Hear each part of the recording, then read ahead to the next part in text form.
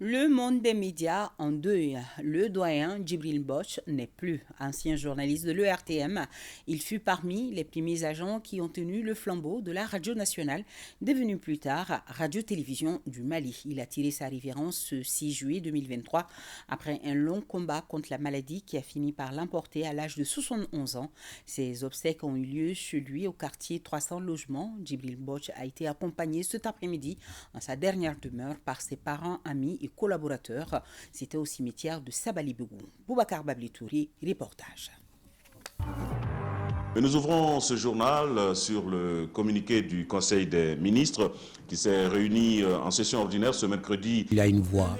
À leur époque, à 80% la voix comptait. Elle a longtemps résonné sur les zones de l'actuel ORTM et fait partie des premières qui ont posé les jalons de Radio Mali et devenue par la suite Radio-Télévision du Mali.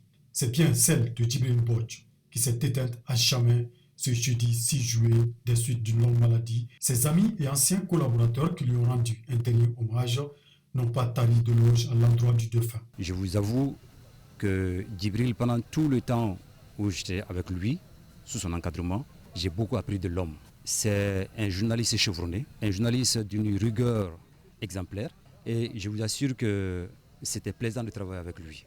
Imaginez quelqu'un que vous côtoyez tous les jours. Il était le rédacteur en chef de la télé, moi j'étais son adjoint et nous étions dans le même bureau. Ce que je retiens de lui, c'est un homme qui était très gentil. Il a débuté l'école normale supérieure, mais il a décroché pour aller faire le CESTI de Dakar. Lui est de la 6e promotion et moi de la 11e promotion. Parce qu'après l'INSUP, j'ai enseigné un moment. Et puis on s'est retrouvés par la suite en 83 au moment du démarrage de la télé. Il était le rédacteur en chef et moi je venais d'arriver comme journaliste. On a cheminé ensemble. Quant aux parents et voisins du quartier, ils retiennent de Djibril Boch un homme humble, courtois. C'est Dieu qui nous a unis parce qu'on s'est connus en 70-71, mais il s'est trouvé qu'on est venu loger côte à côte. Nos deux maisons sont côte à côte. Donc nos liens sont toujours restés.